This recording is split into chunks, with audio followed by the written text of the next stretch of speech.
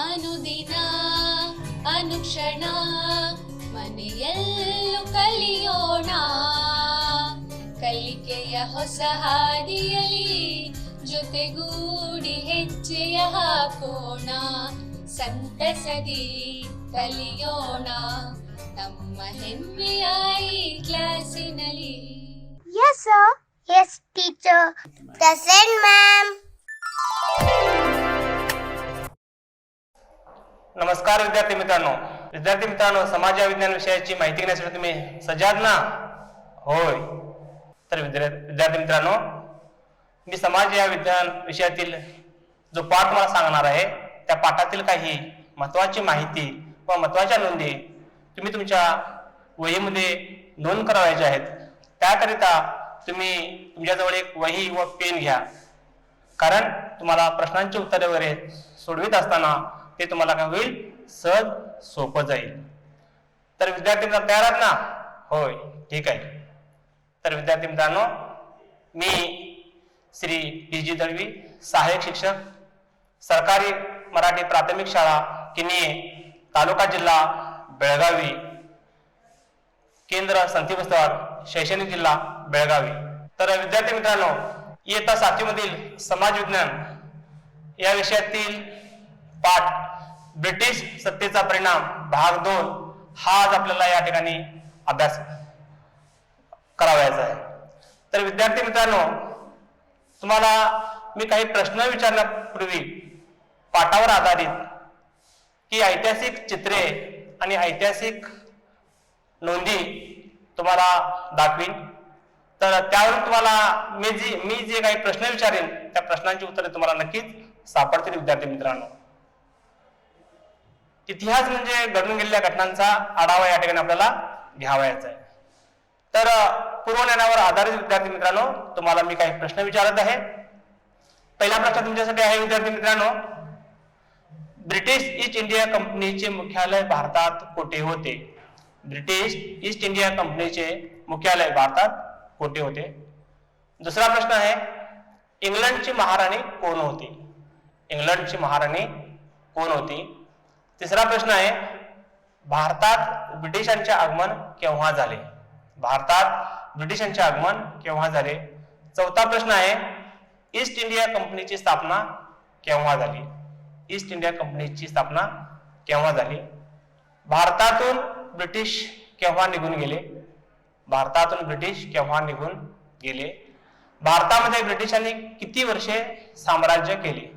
भारतामध्ये ब्रिटिशांनी किती वर्षे साम्राज्य केले? हे जे विद्यार्थी मित्रांनो, तुम्हाला मी जे 6 प्रश्न विचारलेले आहे त्या 6 प्रश्नांचे उत्तर तुम्हाला ह्या ऐतिहासिक क्षेत्रातून नक्कीच मिळणार आहेत. तुम्ही बारकाईने पाहताय ना? ओके, ठीक आहे. विद्यार्थी मित्रांनो पहा, ब्रिटिश ईस्ट इंडिया कंपनीचे इंग्लंड येथील हे मुख्यालय आहे आणि या इंग्लंड येथील या मुख्यालयातूनच काय सांगा, संपूर्ण ब्रिटिश ईस्ट इंडिया कंपनीचा कारभार भारतामध्ये चालत होता. तत्कालीन इंग्लंडची महाराणी एलिझाबेथ ही होती आणि तिने ब्रिटिश ईस्ट इंडिया कंपनीला भारतामध्ये 20 वर्षाचा परवाना घेऊन आपल्या पूर्व देशाकडील व्यापार करण्यासाठी इसवी सन 1600 मध्ये पाठविले आणि त्यानंतर 15 वर्षासाठी ही सनद देण्यात आली. मात्र ब्रिटिशांनी आपल्या भारतामध्ये जवळपास 347 वर्ष साम्राज्य केले, प्रस्थापित केले. दुसरं चित्र आहे पहा विद्यार्थी मित्रांनो, भारतात ब्रिटिशांचे आगमन. इसवी सन 1600 मध्ये भारतात ब्रिटिशांचे आगमन झाले आणि सुरुवातीला इंग्रज हे एक सर्वसामान्य व्यापारी म्हणून आपल्या भारतामध्ये आले होते, परंतु त्यांनी जवळपास 1757 पर्यंत काय सांगा एक व्यापारी म्हणून काम केले. मात्र भारतामध्ये आल्यानंतर ते राज्यकर्ते बनले आणि त्यानंतर त्यांनी संपूर्ण आपल्या भारतभर व्यापाराचं साम्राज्य पसरविलं आणि राज्यकर्ते बनले. पुढचं चित्र आहे पहा विद्यार्थी मित्रांनो, भारतात इंग्रजांची सत्ता स्थापन. इसवी सन 1600 नंतर भारतात आलेले ब्रिटिश संपूर्ण भारताचा आढावा घेत राज्यकर्ते बनले. त्याने अनेक भारतातील वेगवेगळ्या प्रांतातील युद्धे सहजरित्या जिंकली आणि अनेक राजांना आमिषे दाखवून अनेक राजांना पदे देण्याचं ग्वाही देऊन त्यांनी आपले प्रांत बळकाविले आणि संपूर्ण भारतामध्ये त्यांनी आपल्या सत्तेची स्थापना केली. पुढचं चित्र पहा विद्यार्थी मित्रांनो, ईस्ट इंडिया कंपनीचे कलकत्ता येथील मुख्यालय.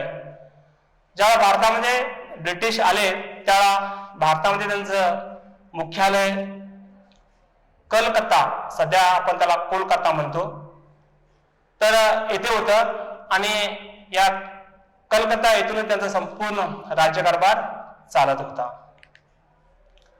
पुढचं चित्र आहे पहा विद्यार्थी मित्रांनो, ईस्ट इंडिया कंपनीचा अधिकृत मोहर शिक्का.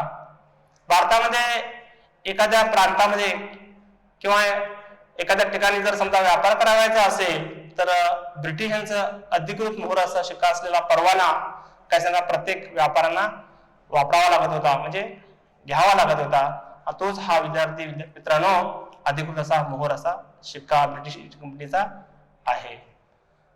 पुढचं चित्र आहे पहा विद्यार्थी मित्रांनो, ईस्ट इंडिया कंपनीचे गव्हर्नर व व्हाईसरॉय. ईस्ट इंडिया कंपनीजवळ काय सांगा कुशाग्र व दूरदृष्टी असलेले असे अनेक काय सांगा गव्हर्नर होते.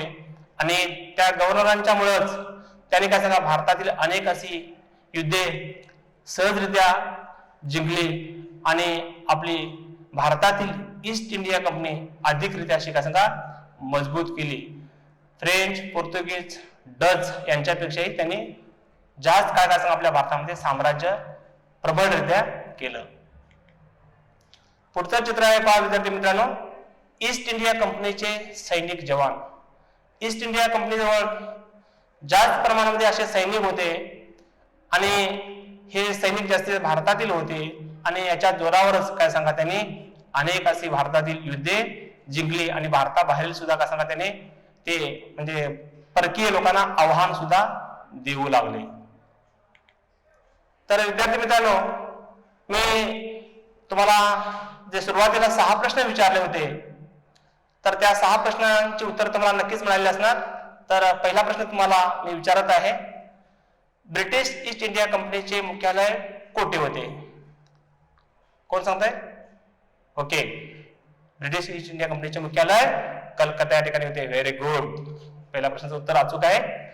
दुसऱ्या प्रश्नाचं उत्तर तुम्ही सांगायचे विद्यार्थी मित्रांनो, इंग्लंडची महाराणी कोण होती? इंग्लंडची महाराणी कोण होती? हा, ओके, हा, इंग्लंडची महाराणी इलिझाबेथ होते. व्हेरी गुड, तुम्ही सर्व 6च्या 6 प्रश्नांची उत्तर नक्कीच व्यवस्थितरित्या सांगत आहात. धन्यवाद. तर विद्यार्थी मित्रांनो, आता आपल्याला ब्रिटिश सत्तेचे परिणाम भाग 2 हा आपल्याला काय सांगा विद्यार्थी मित्रांनो समजावून घ्यावायचा आहे. हा पाठ समजावून घेण्यापूर्वी पाठाचा परिचय आणि प्रस्तावना. विद्यार्थी मित्रांनो, इसवी सन 1600 मध्ये ब्रिटिश ईस्ट इंडिया कंपनी एक व्यापारी कंपनी म्हणून आपल्या भारतामध्ये आली होती आणि इसवी सन 1757 पर्यंत सामान्य व्यापारी कंपनी म्हणून त्यांनी एक चालाकी पद्धतीने त्यांनी संपूर्ण भारतामध्ये व्यापाराचा विस्तार केला आणि संपूर्ण भारताचा त्यांनी प्रांतातील अभ्यास केला. आणि अभ्यास करत असतानाच अनेक ठिकाणी वसाहती वखारी स्थापन केल्या आणि त्यांनी संपूर्ण भारतामध्ये आपल्या साम्राज्य निर्माण केले. आणि त्यानंतर त्यांनी भारतातील अनेक जे राजे होते छोट्या मोठ्या प्रांतामध्ये विभागलेले होते आणि आपापसामध्ये भांडण तंटे चालू होते भारतामध्ये आपलं साम्राज्य वाढवण्यासाठी. आणि याचाच फायदा ब्रिटिशांनी घेतला आणि फोडा आणि राज्य करा या नीतीचा त्यांनी अवलंब केला आणि अनेक राजांना नवाबाचे आशा दाखवली. अनेक राजांना अनेक मुलूक देण्याची आश्वासन दिली गेली आणि या आश्वासनापोटी आपले भारतातील काय सांगा संपूर्ण राजे विखुरले गेले. आणि याच परिस्थितीचा अभ्यास करत याचाच काय सांगा फायदा घेत ब्रिटिशांनी संपूर्ण भारतावर त्यांनी साम्राज्य निर्माण केलं. साम्राज्य व्यापारासाठी आलेले हे ब्रिटिश राज्यकर्ते बनले आणि त्यांनी युद्ध नीतीने मिळवलेले हे राज्य त्यांना अनेक असे वेगवेगळ्या प्रकारच्या योजना भारतामध्ये त्यांना आखावायच्या होत्या. आणि त्यांनी राजकीय, धार्मिक आणि सामाजिक अशा पद्धतीने अनेक असे कायदे त्यांनी अंमलात आणले आणि हे कायदे अंमलात आणत असताना मिळवलेला भारत त्यांना सुव्यवस्थित प्रशासन, त्याचबरोबर कर महसुली, शिक्षण पद्धती आणि प्रशासकीय कायदे त्यांनी अनेक असे प्रयोग करून पाहिले आणि तेच आपल्याला जे त्यांनी कायदे आणले ते कायदे ह्या पाठामध्ये विद्यार्थी मित्रांनो आपल्याला अभ्यासावायचे आहेत. या पाठामध्ये येणारी सामर्थ्य विद्यार्थी मित्रांनो पहा, आर्थिक प्रभाव, दुसरं सामर्थ्य आहे प्रशासकीय आणि न्याय व्यवस्था. याच्यामध्ये 1 नागरिक सेवा, 2 न्याय व्यवस्था, 3 पोलीस व्यवस्था आणि 4 लष्करी व्यवस्था. तिसरं सामर्थ्य आहे घटनात्मक विकास व सामाजिक सुधारणा. यामध्ये पहिली सुधारणा आहे घटनात्मक. 1773 चा रेग्युलेटिंग ऍक्ट आणि या कायद्यातील प्रमुख तरतुदी. Pitt's India act. तिसरं सामर्थ्य आहे चार्टर ऍक्ट आणि या कायद्यातील प्रमुख तरतुदी. चौथं सामर्थ्य आहे मार्ले मिंटो सुधारणा कायदा आणि या कायद्यातील प्रमुख तरतुदी. 5वं सामर्थ्य आहे मॉन्टेग्यू चर्चफर्ड सुधारणा कायदा आणि या कायद्यातील प्रमुख तरतुदी. 6वं सामर्थ्य आहे 1935 चा कायदा आणि त्या कायद्यातील प्रमुख तरतुदी आणि त्याचबरोबर अभ्यास आणि प्रश्नोत्तरे अशी सामर्थ्य आपल्याला आज काय करायचे सांगा, अभ्यासावायची. पहिल्यांदा आपल्याला आर्थिक प्रभाव हे सामर्थ्य पाहायचं आहे. आर्थिक सामर्थ्य पाहत असताना आर्थिक प्रभाव आपल्या भारतावर कसा पडला, तर 18व्या आणि 19व्या शतकामध्ये विद्यार्थी मित्रांनो इंग्लंडमधील उद्योग क्रांतीचा भारतावर फार मोठा असा परिणाम झाला आणि संपूर्ण युरोपियन खंडातील जी अनेक फ्रेंच क्रांती झालेली अनेक जे देश होते या देशामध्ये इंग्लंड हे त्याच्यामध्ये काय सांगा प्रभावी ठरलं गेलं. त्यांनी भारतामध्ये येण्यापूर्वी काय सांगा फक्त 15 वर्षाचा परवाना घेऊन भारतामध्ये आले होते आणि इंग्लंडची महाराणी एलिझाबेथ हिने फक्त 15 वर्षासाठी सनद दिली होती. परंतु त्यांनी भारतामध्ये आल्यानंतर भारताचा अभ्यास करत करत त्यांनी 1757चं युद्ध आणि 1864 मधील बक्सारची लढाई ही लढाई जिंकली त्यांनी आणि संपूर्ण बंगाल प्रांतावर त्यांनी आपली एकाधिकारशाही निर्माण केली आणि संपूर्ण व्यापार आपल्या कब्जामध्ये घेतला. अनेक नवाबांकडील दिवाणीचे हक्क होते हक्क काढून घेतले आणि महत्वाचा आपल्या भारतातील उद्योग म्हणजे कापूस उत्पादित होत होता आणि या कापसावर अनेक असे कुटीरोद्योग घरगुती चालत होते आणि संपूर्ण ह्या कापसावर ब्रिटिशांनी कब्जा मिळवल्यामुळं भारतातील अनेक व्यापाऱ्यांना दुप्पट रक्कम देऊन काय सांगा कापूस खरेदी करावा लागू लागला आणि संपूर्ण काय सांगा हा कापूस इंग्लंडला म्हणजे ब्रिटनला निर्यात होऊ लागला आणि पक्का झालेला माल ब्रिटनमधून भारतामध्ये हे ब्रिटिश लोक आणू लागले. त्यामुळं संपूर्ण भारतातील उद्योग कोलमडीस आले आणि भारतातील संपूर्ण अर्थव्यवस्था बिघडली गेली आणि त्यानंतर भारत हा जगामध्ये एक गरीब देश म्हणून काय सांगा ब्रिटिशांच्यामुळं गणला जाऊ लागला आणि भारतातील अनेक लोक बेकार झाले, बेरोजगार झाले, गरीब झाले आणि अनेक लोक काय सांगा या इंग्लंड ची जी कंपनी आपल्या भारतामध्ये होती ब्रिटिश ईस्ट कंपनी याचे नोकर वर्ग म्हणून काम करू लागले. तर या संपूर्ण या व्यवस्थेमध्ये भारतीय अर्थव्यवस्था पूर्णपणे बिघडली गेली होती. म्हणून त्यांच्याच देशातील अर्थशास्त्राचे पितामह ॲडम स्मिथ म्हणतात भारतात राज्यकारभार करणारे ब्रिटिश हे काय सांगा लोबाडणी करणारे आहेत आणि हे वाक्य खरोखरच त्याकाळी सत्यच होतं. आता विद्यार्थी मित्रांनो आपल्याला प्रशासकीय आणि न्याय व्यवस्था याविषयी काय करायची आपल्याला माहिती घ्यावायची आहे. प्रशासकीय व्यवस्थेमध्ये नागरी सेवा पाहिजे आपल्याला. नागरी सेवा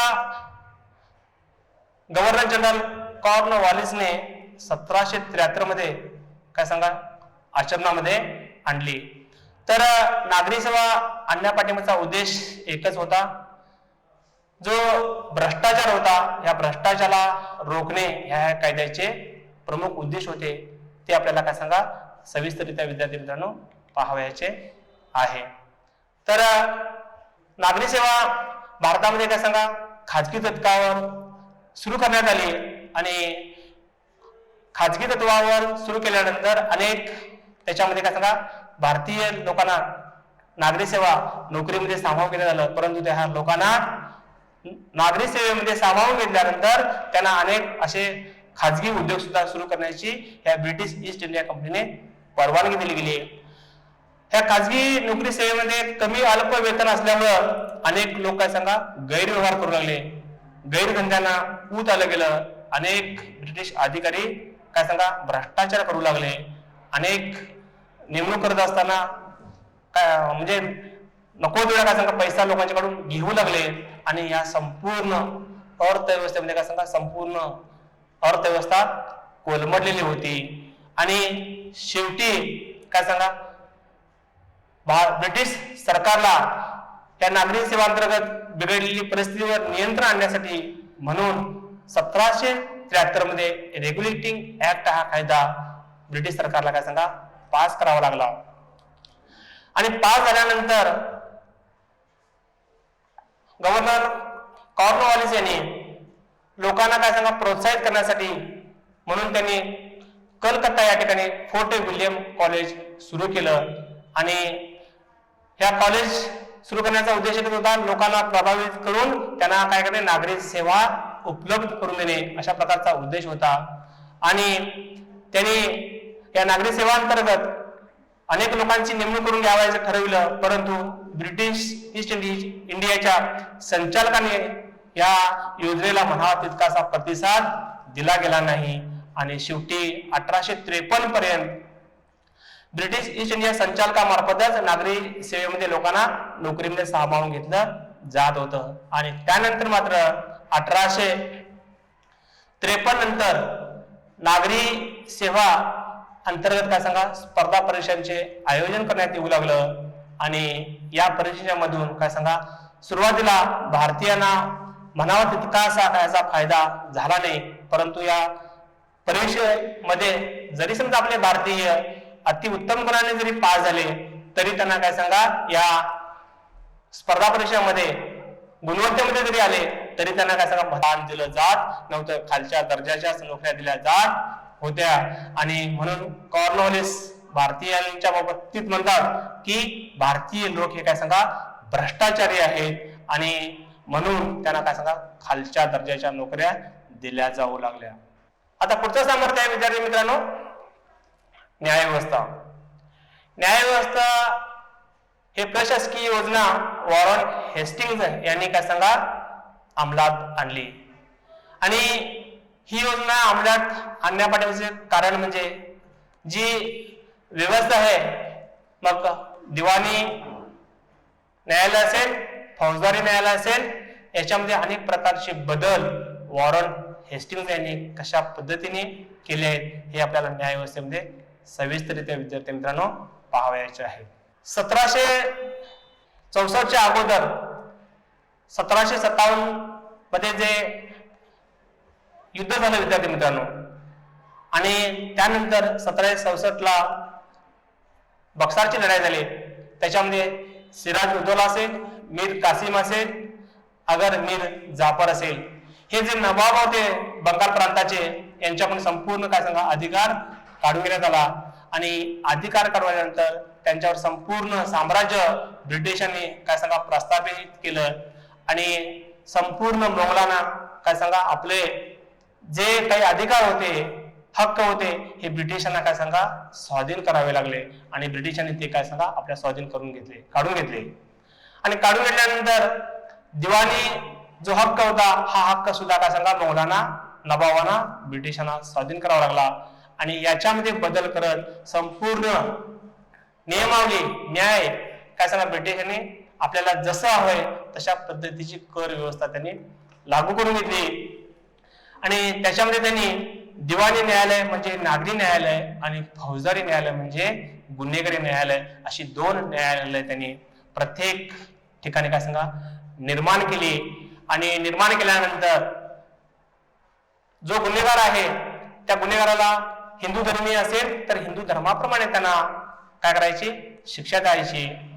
मुस्लिम धर्मीय असेल तर शरीयत या न्यायाप्रमाणे त्यांना न्याय किंवा गुन्हा द्यायची पद्धत सुरू झाली. आणि त्यानंतर अनेक अशा प्रकारचे बदल झाले गेले.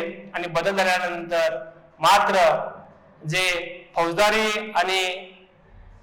न्यायालय आणि दिवाणी न्यायालय होते ही न्यायालय काय सांगा संपूर्ण कर जमा करण्याची जबाबदारी या ब्रिटिशांनी भारतीय अधिकाऱ्यांना दिली. आणि मात्र जमा झालेला हा कर काय सांगा संपूर्ण कर ब्रिटिशांच्या स्वाधीन करावा लागत असे. दिवाणी न्यायालय हे भारतीयांच्या अधिपत्याखाली असायचे. जे ब्रिटिश अधिकारी होते त्यांच्या अधिपत्याखाली. आणि जे फौजदारी न्यायालय होते हे काय सांगा काझी यांच्या स्वाधीन असायचे. मात्र न्यायनिवाडा करत असताना संपूर्ण साम्राज्य युरोपियन लोकांचं त्याच्यावर असायचं. त्यामुळं ही पद्धत सुद्धा काय सांगा दिखाऊपणाची होऊ लागली. त्यानंतरच पुढचं सामर्थ्य आहे विद्यार्थी मित्रांनो पोलीस व्यवस्था. पोलीस व्यवस्था ही योजना लॉर्ड कॉर्नवॉलिस यांनी 1793 मध्ये काय केली सांगा लागू केली.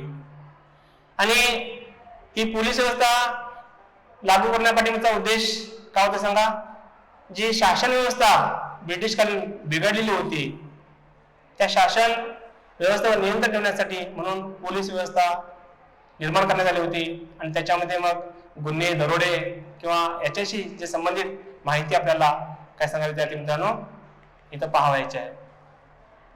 तर पोलीस व्यवस्थेमध्ये काय सांगा कॉर्नवॉलिसने अंतर्गत कायदे व सुव्यवस्थेवर नियंत्रण ठेवण्यासाठी म्हणून काय सांगा पोलीस व्यवस्था ही योजना अंमलात आणली गेली. आणि त्यासाठी अनेक प्रकारचे सक्षम जर योजना कोणी राबवली असेल तर गव्हर्नर कॉर्नवॉलिस यांनी काय सांगा ही योजना भक्कमपणे अंमलात आणली गेली.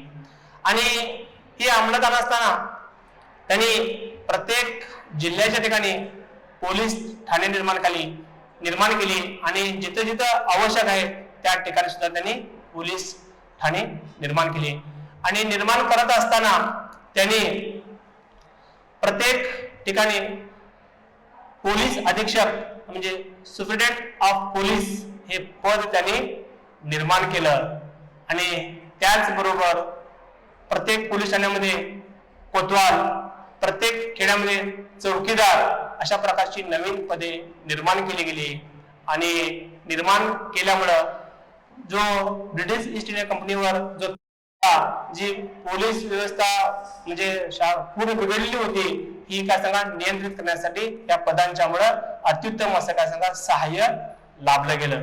आणि त्यानंतर विद्यार्थी मित्रांनो 1770 ला काय सांगा भीषण असा दुष्काळ पडला गेला. आणि या भीषण अशा दुष्काळामध्ये संपूर्ण व्यवस्था काय सांगा डळमळीत झाली होती.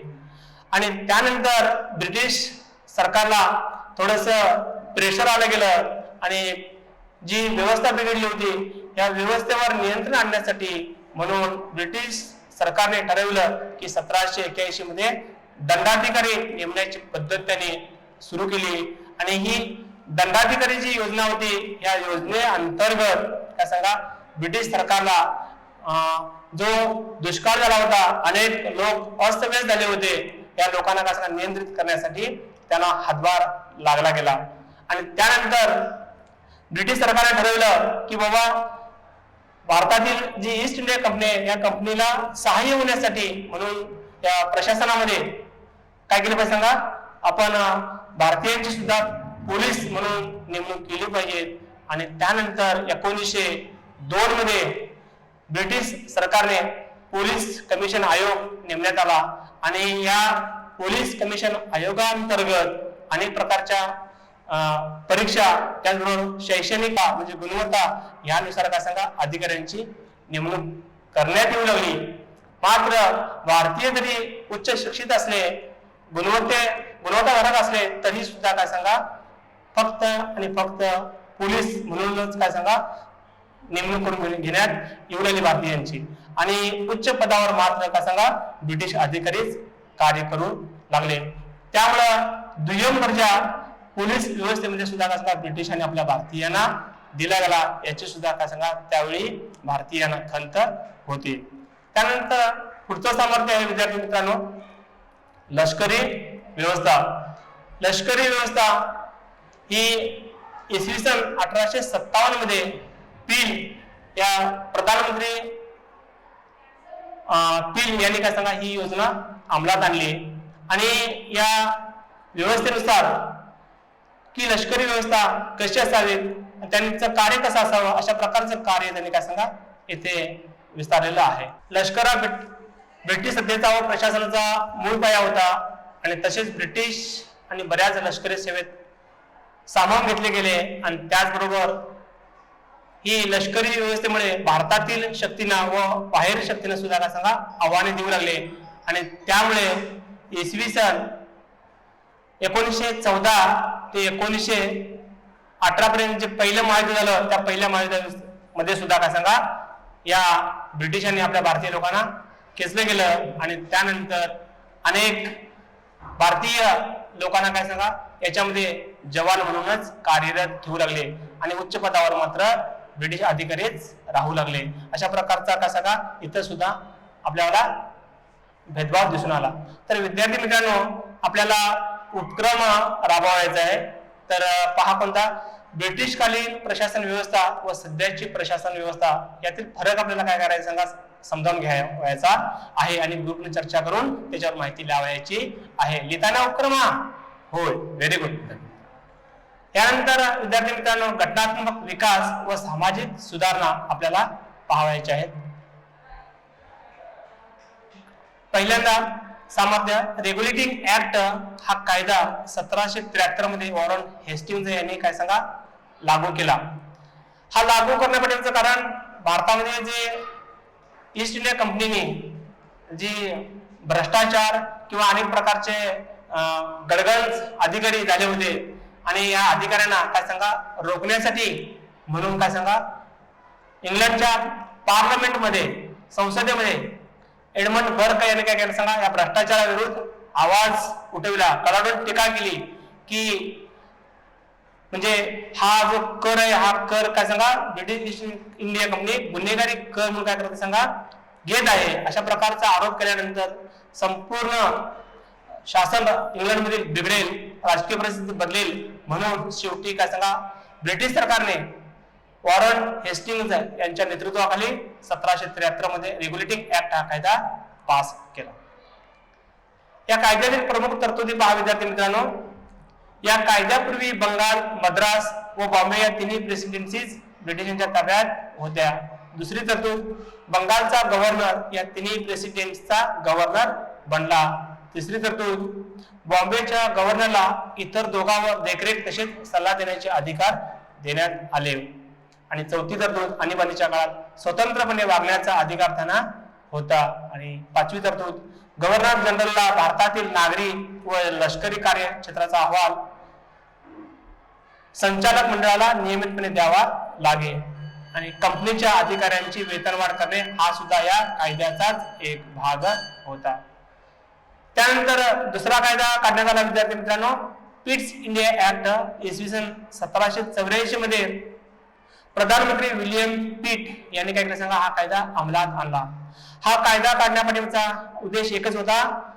इसवी सन 1773 मध्ये जो रेग्युलेटिंग ऍक्ट हा कायदा पास करण्यात आला होता त्याच्यामध्ये बऱ्याच अशा विसंगती होत्या आणि या विसंगती दूर करण्यासाठी म्हणून इंग्लंडच्या सरकारला काय सांगा भारतातील ईस्ट इंडिया कंपनीबद्दल समाधान नव्हते म्हणून हा कायदा काय सांगा प्रधानमंत्री विलियम पिट यांनी काय केलं सांगा अंमलात आणला. आणि अंमलात आणल्यानंतर त्यांचं म्हणणं होतं जे भारतीयांना आम्ही जे अधिकार दिलेले आहेत हे अधिकार काय सांगा त्यांना फक्त ब्रिटिश सरकारमुळे दिलेले आहेत तर त्यांच्यामुळे नाहीये त्यांच्या स्वकर्तृत्वामुळे नाहीये अशा प्रकारचं मत ब्रिटिशांचं होतं. आणि ब्रिटिश म्हणायचे भारतामध्ये जी ईस्ट इंडिया कंपनी आहे या ईस्ट इंडिया कंपनीच्या अधिपत्याखाली जे जे प्रांत आहेत हे संपूर्ण इंग्लंडचाच एक राज्यकर्ता आहे आणि त्याचा एक भाग आहे, त्याच्यावर काय सांगा इंग्लंडचा अधिकार आहे, अशा प्रकारचा ह्या पिट्स इंडिया ऍक्ट या कायद्यान्वये त्यांचं म्हणणं होतं. त्यानंतर विद्यार्थी मित्रांनो, चार्टर ऍक्ट हा कायदा लागू करण्यात आला आणि चार्टर ऍक्ट या कायद्यान्वये भारत सरकारला जे ब्रिटिश ईस्ट इंडिया कंपनी कार्य करायची, व्यापार करायची, त्याचं दर 20 वर्षातून काय सांगा नूतनीकरण करावं लागत होतं आणि हे नूतनीकरण करण्यासाठी कंपनीला ब्रिटिश सरकारची परवानगी घ्यावी लागेल. तर विद्यार्थी मित्रांनो, 1783, 1813, 1833 आणि 1853 जे कायदे काय सांगा अत्यंत असे महत्वाचे असे कायदे आहेत आणि या कायद्यानुसार गव्हर्नर जनरलला काय सांगा संपूर्ण व्यापारावर सुद्धा काय सांगा नियंत्रण किंवा देखरेख ठेवण्याचे किंवा सल्ला देण्याचे अधिकार होते. या कायद्यानुसार विद्यार्थी मित्रांनो धर्म, जात, वर्णभेद वर काय सांगा पूर्णपणे बंदी होती आणि सर्व ब्रिटिश कंपन्यांना भारताशी व्यापार संबंध ठेवण्याची मुभा सुद्धा काय सांगा या चार्टर ऍक्ट नुसार ठेवण्यात आली होती आणि प्रांत व प्रांतीय कायदे मंडळातील सदस्यांची संख्या सुद्धा काय सांगा वाढविण्यात आली. तर या कायद्यातील तरतुदी विद्यार्थी मित्रांनो पहा, ईस्ट इंडिया कंपनीची काय सांगा मान्यता रद्द करण्यात आली व भारत देशावर राणीचा राज्यकारभार सुरू झाला. गव्हर्नर जनरल हे त्याचे नाव बदलून काय सांगा व्हाईसरॉय असे नाव संबोधण्यात आले आणि राज्य सचिव हे नवीन पद काय सांगा या तरतुदीनुसार निर्माण करण्यात आले व भारताचा राज्यकारभार पाहण्याची जबाबदारी त्यांच्यावर सोपवण्यात आली आणि त्याचबरोबर या कायद्यानुसार 15 असलेले सदस्य कौन्सिल ऑफ मंडळ अस्तित्वात आले. त्यानंतरचा पुढचा कायदा पार्लिमेंट सुधारणा कायदा इसवी सन 1909 मध्ये लॉर्ड वेंटोन यांनी काय सांगा अंमलात आणला आणि या कायद्यामध्ये फोडाने राज्य करा ही नीती त्यांनी काय सांगा अंमलात आणली. या कायद्यातील प्रमुख तरतुदी पहा विद्यार्थी मित्रांनो, कायदे मंडळातील सदस्यांची संख्या 16 वरून 60 करण्यात आली आणि प्रांतीय कायदे मंडळामध्ये पण सदस्यांची संख्या वाढवण्यात आली आणि निवडणुकीतून कायदे मंडळावर निवडून येण्याची संधी देण्यात आली. त्याचबरोबर मुसलमान धर्म यांना राजकीय क्षेत्रामध्ये विशेष असे प्रतिनिधित्व देण्यात आले व स्वतंत्र असे मतदारसंघ निर्माण करण्यात आले आणि त्यानंतर मॉन्टेग्यू चर्चफोर्ड सुधारणा कायदा इसवी सन 1919 मध्ये मॉन्टेग्यू चर्चफोर्ड यांनी हा कायदा अंमलात आणला आणि त्यानंतर त्यांनी एक घोषणा केली की भारतीयांना आम्ही संपूर्ण स्वायत्तता देऊ, त्यांना अधिकार देऊ आणि त्याचबरोबर नवीन अशा योजना अंमलात आणू, अशा प्रकारची घोषणा मॉन्टेग्यू चर्चफोर्ड यांनी अंमलात आणली. या कायद्यातील प्रमुख तरतुदी पहा विद्यार्थी मित्रांनो, केंद्रात 2 गृहांचे सरकार स्थापनेची पद्धत सुरू झाली, कनिष्ठ सभागृह व वरिष्ठ सभागृह आणि भारतामध्ये एका उच्च आयुक्तांची नेमणूक करण्यात आली. त्याचबरोबर स्थानिक संस्थांचा विकास करण्याची हमी देण्यात आली. केंद्रीय खाते व प्रांतीय खाते असे 2 विभागात करण्यात आले आणि त्याचबरोबर मुसलमान, शीख, अँग्लो इंडियन व युरोपियन यांच्यासाठी स्वतंत्र मतदारसंघ सुरू करण्यात आले आणि त्यानंतर 1935 चा भारत सरकारचा कायदा हा कायदा फार महत्वाचा असा पाया ठरला गेलेला आहे संविधान रचनेच्या दृष्टिकोनातून आणि ही जी मीटिंग तत्कालीन अध्यक्ष मोतीलाल नेहरू यांच्या अध्यक्षतेखाली मीटिंग घेण्यात आली आणि त्याच्यामध्ये काय सांगा संविधान पास करण्यात आले आणि त्यामध्ये केंद्र सरकार आणि प्रांत हा एकच अस्तित्वात निर्माण करण्याचं ठरण्यात आलं आणि हा कायदा म्हणजे काय सांगा भारतीय घटना इतिहासामध्ये एक मैलाचा दगड ठरला गेला आणि त्याचमुळे काय सांगा आपल्या भारतीय स्वातंत्र्याला चालना मिळाली. तर वरील सर्व कायदे विद्यार्थी मित्रांनो आपल्या खरोखर आपल्या घटनेच्या विकासाला पूरक ठरलेले आहेत व कायदे भारतीयांना वेळोवेळी केलेल्या संघर्षाचा परिणाम होय, भारतीय संघर्षाचा फलित म्हणजेच कायदे होय हा असा पाठ उपयोगी आहे. विद्यार्थी मित्रांनो, तुम्हाला मी जो पाठ शिकवला आहे त्या पाठावर आधारित काही प्रश्नांची उत्तर लिहून आणायची आहेत. पहिला प्रश्न आहे पिट्स इंडिया कायदा केव्हा अंमलात आला. दुसरा प्रश्न आहे मॉन्टेग्यू चर्चफोर्ड सुधारणा कायदा कोणी भारतात लागू केला. तिसरा प्रश्न आहे 1935 चा कायदा काय म्हणून ओळखला जातो आणि चौथा प्रश्न आहे भारतातील प्रमुख शासन सुधारणा लिहा. तर विद्यार्थी मित्रांनो हे प्रश्नांच्या बरोबर उपक्रम तुम्ही राबवायचा आहे. भारतात होऊन गेलेल्या गव्हर्नरची यादी करावायची आहे. दुसरा उपक्रम आहे ब्रिटिशांचे भारतात आगमन ते भारत स्वातंत्र्य चळवळीपर्यंतचा घटनाक्रम तुम्ही तुमच्या वहीमध्ये लिहावायचा आहे. धन्यवाद. अनुदिना अनुक्षणा आणि